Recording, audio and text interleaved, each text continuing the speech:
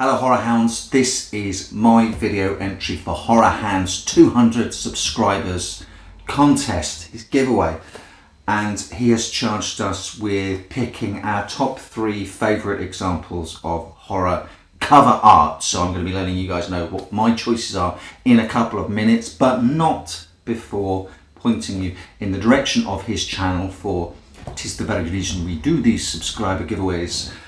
I'll stick a link to his channel below. I promise you he's worth your time. He's a lovely guy. He's deeply passionate about horror movies and he's very articulate with it too. So that's your triple threat right there.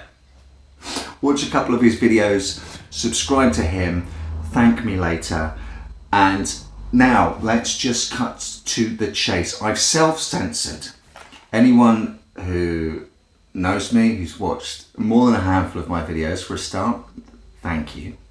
And for a second, they'll know that Jaws is my alpha and omega. I've decided to discount Jaws for the very simple reason that it's clearly the best of the best of the best. It's the greatest film ever made. It's the greatest poster. It's the greatest piece of cover art.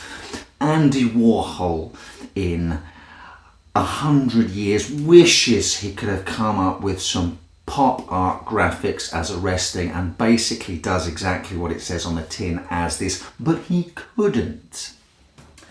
It's not just my pro-Jaws bias. This has now been studied by scientists, trust me on this, and it's been scientifically proven that Jaws is the best film, it's the best cover art, it's the best doing, best performances, best fake shark that there ever was and ever will be. So Jaws aside, my number one pick is 2 pieces of cover art because I just want to be contrary.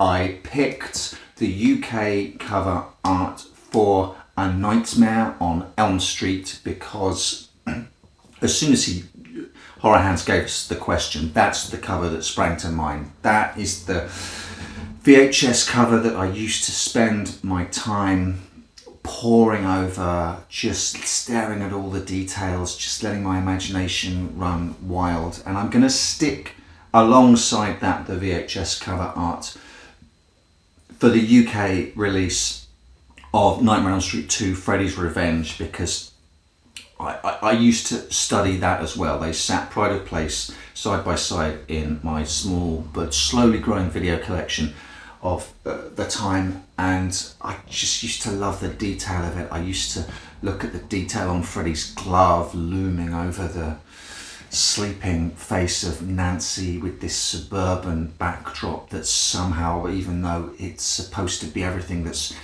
safe and normal, suddenly looks eerily wrong and threatening. And the same with Freddy's Revenge. I loved the iconography of the yellow school bus, which is just a normal, everyday symbol of, school, normality, normal daytime life. There's the cycle of going to school, classes, coming home, homework, hanging out with your friends, suddenly becomes just a symbol of threat and danger. There's subversion in both of those.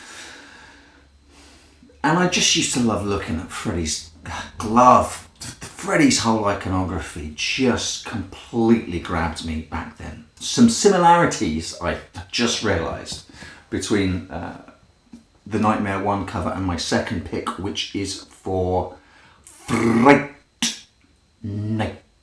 One of the best posters, pieces of cover art for any horror film ever. Again, you've got the suburban setting, you've got the house set a little back from the road, not quite a picket fence, but something that should be safe and normal is, again, in the blue wash of the light of the full moon, turned into something threatening. The building here is perhaps a little more gothic.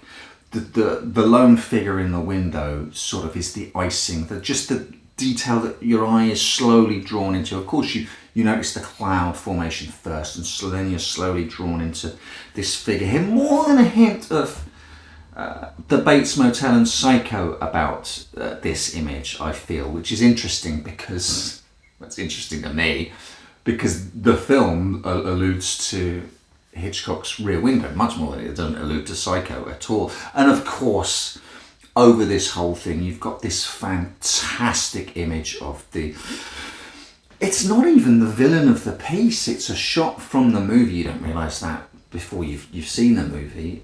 Just an almost incidental image, not incidental, but more than a hint of My Grandma, What Big Teeth You Have about it.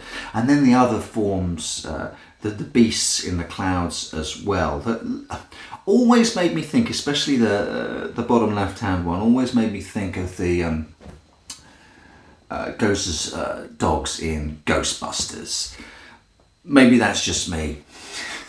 My third and final pick is the cover art for Joe Dante's The Howling.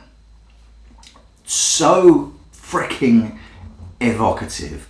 It's got so much going on for such a seemingly simple image. Of course, the scream, or is it a cry of pain or of ecstasy? The red lips, the red lipstick signifying, sexy times, and all of this bursting out. It's something repressed, breaking through, cutting through, tearing through, and you've got those fingers not even fully changed, but changing. Now, is this woman being attacked from behind and the claws are tearing through, or is it her that's changing and she's bursting through something, tearing through something?